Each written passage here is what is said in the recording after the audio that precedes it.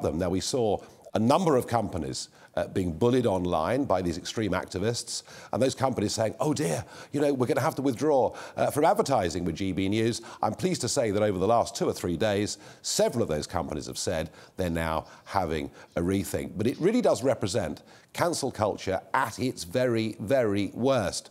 Now, Dehenna, Oliver Dowden, the Culture Secretary, has had some quite strong words to say about this today, hasn't he?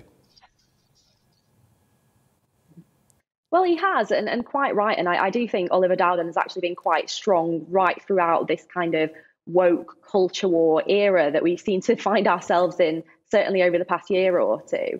And I think the key point that you raised there, Nigel, was that people were calling for GB News to be boycotted 4 months before any broadcast started, before they knew who half the presenters would be, before they knew the show's format, before they knew the sort of topics that would be being covered on here, which I think shows that there is definitely sort of an ideological narrative there, an ideological kind of motive behind their actions.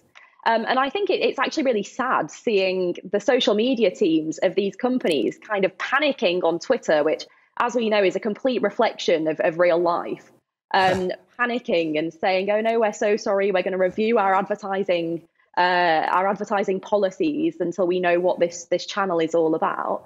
Well, it's a channel that's been completely kind of approved by Ofcom, is regulated by Ofcom, has a wide range of presenters and views. But just because GB News is daring to do something a little bit different and talk about topics that in some ways the mainstream channels haven't so much been talking about, I think that makes us dangerous, Nigel.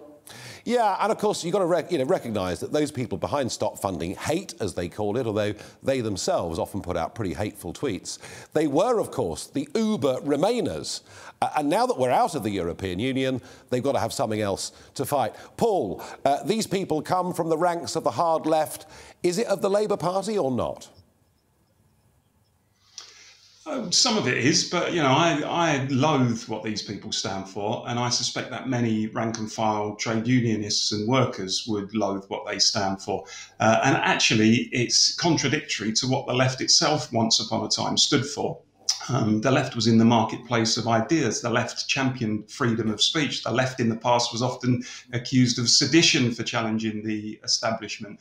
And these people have come along and they claim to be speaking for, you know, liberal values on the left, but they're really not. They're some of the most illiberal people you can come across. And they think there should be one orthodox point of view. They think if you don't conform to that point of view, then somehow you are contaminated, you're untouchable, you should be cancelled. And there's an awful lot of cowardice around it as well. There should be more people in authority, in public positions, in the media, in corporations, who are willing to stand up to this. Now, I think the problem in our society at the moment is once upon a time where we disagreed, people would say, I disagree with you and here's why. More often nowadays, we hear people say, I disagree with you and you must not say that because that's offensive. And then, you know, people can expect their career or their reputation or their livelihood to be destroyed. So, you know, so far as these people claim to be on the left, they do not actually, as far as I'm concerned, represent the majority of the Labour movement. I think their ideas are dangerous, and I think, frankly, people in positions of authority need to start showing a backbone in standing up to them.